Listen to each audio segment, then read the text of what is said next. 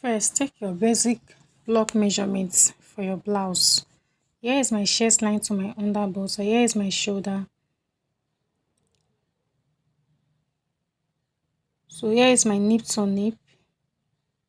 Draft out your sweetheart. This is my sweetheart. Your armhole divided by 2. Go up by 2 inches. And at the chest line, take 1 inches each. At the underbust, take 1 inches from the side seam. I took 1 inches from the side seam because I'm going to be placing my side seam on the center front.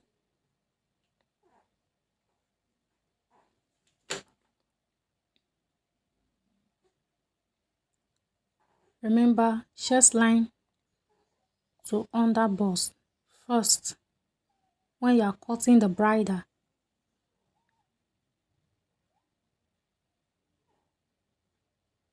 so this is what I get from my chest line to my underbust.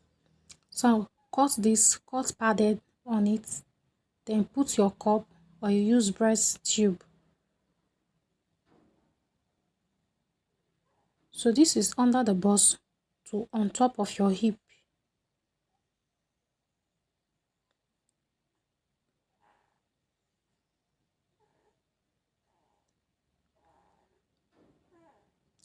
So after cutting under the bust to on top of your hip, you are going to be drafting out the bone line area, the bone line. I'm going to be putting the bone line. Yes, these are my bone line. Then you cut the fabric to sew the bone line on top of it. So you are top stitching the bone line on this bridle. So this is my center front. Okay. So now let's cut the chest line to the upper arm, which is from the shoulder down to your chest line. And this is the net at the chest line. So you can take 7 inches or 6 inches, 5 minimum.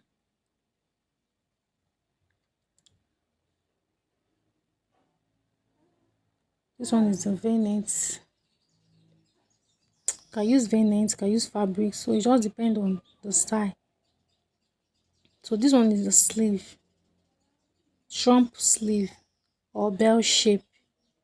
You can call it bell shape or trump. So this one is for the back. So the back is a basic block. The only difference is the lacing. So draft out your shoulder, your armhole, your bust, waistline, then your hip, on top of your hip. So since it's a bone blouse, the length is not supposed to be up to your hip point. So it's going to be on top of the hip point, just after the waist line area, which is your skirt line, your skirt waistline area. That's going to be the total length of the top of the blouse. Sorry. So this is the back bodice. Minus your nip to nip from the center back. Then you have this.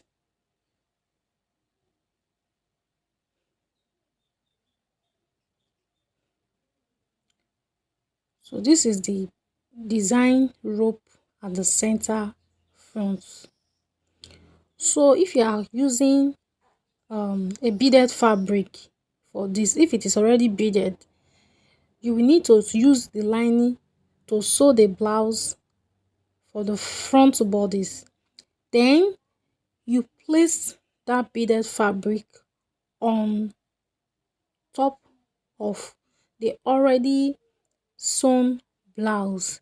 Then you tack the fabric or the lace, tack the lace on the bodice. So this is the lacing holes. You can use your material to run the lacing holes or use eyelets. Then if you look at the start place where I start, it means your lacing can run from the hem to chest line for the back bodice, I mean, or from the hem to your shoulder. I repeat, your lacing can run from the hem to your chest line or from the hem to your shoulder.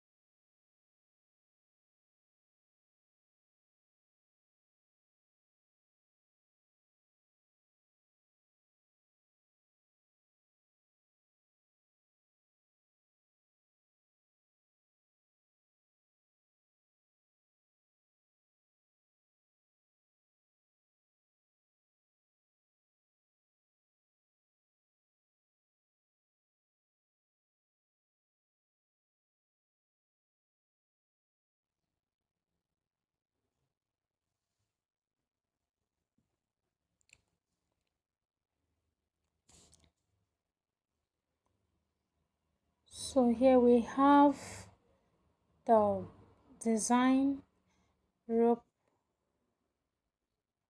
at the front. So here is the design rope at the front. Okay, so one thing you need to understand here is that if you are going to be placing your fabric, if it is the beaded fabric already, if you are going to be placing it on on your blouse after stitching, after joining together, you will need to do your main work on the lining. After sewing the bust, the chest line to under bust, what you need to do is okay, here is my lacing rope. You have two choices. You can either put your lacing to the shoulder, or you end it at the armhole divided by 2. You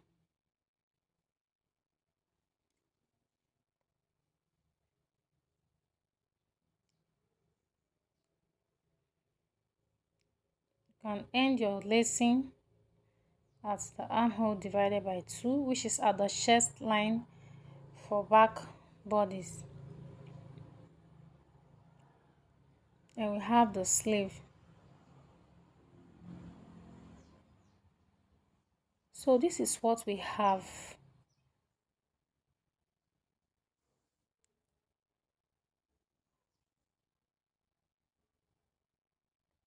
So you can finish your sewing and top stitch your main fabric on top of your dress if it is beaded.